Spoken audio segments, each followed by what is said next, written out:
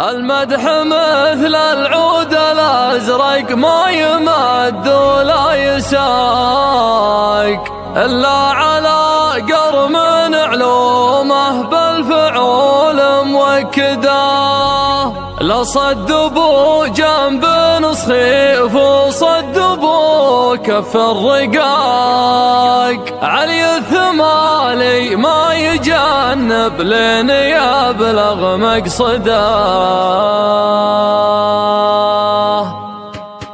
على الطريق اللي نهايته بداية انطلاق، ابدا الخيال يعيش جوه والقديم يجدده. اللون ياخذ راحتي وارتاح من ضيق الخلق، محتاج لي سجات عيد الراحة المستبعدة. ياخذني التفكير لابعد مرحلة وابعد نطاق، واعيش في غربة على الواقع ورحلة مجهدة. منها يمر البال في ضيقه وهم من ما يطاق، واميل للعزلة واشوف ان الظروف معقدة. اصعب من شعور الفراق الا شعور الاشتياق، هم من يطاول راعي الفرقة ونار موقدة. من يكثر التفكير في الدنيا ولهوات الفراق، يمكن يبين الحزن في عينه ويجفى مرقده. كافحت في الدنيا بعز وذقت شيء ما يذاق، ما مرت الظروف الليالي باردة ومبردة. بيني وبين العز واسلوب العرب عقدة فقر، صيدي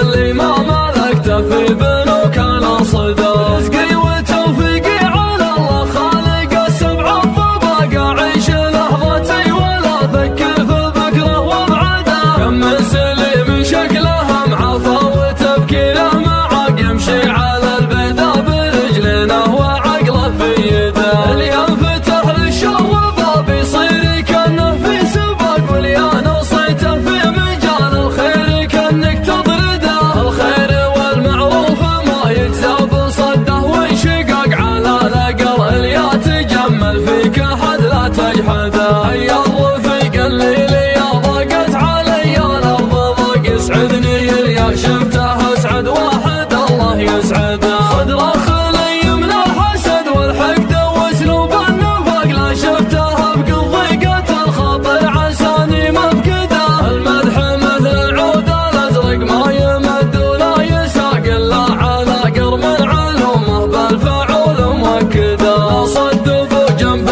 نصخيف وصدبوا كف رقاق، علي الثمالي ما يجنب لين يبلغ مقصده. اسمر معه للمرجله ما هو سريع على احتراق، يوم الاسامي بعضها بالانقلاب مهدده. يكرم عن الهفات والزلات والهرجة الدقاق، لها نواس تعب الاجيال قبله وابعده. يسعى لفعل الخير والمعروف والحق الحقاق، من يحتزم في المحزم المليان يبشر بسعده. يا علي بن عظه فعولك تشرح صدور الضيق، صبي من المسعودية قف كل ما حان وعده. انت المشرف في الوطن والدبلوماسي في العراق، وتبين في يوم يجف الدم وسط الولده. اخوك يوسف ما ضرب الهينه ولا انفهاق، هو مزندك في حزة الشدات وانت مزنده. عزوة ثمال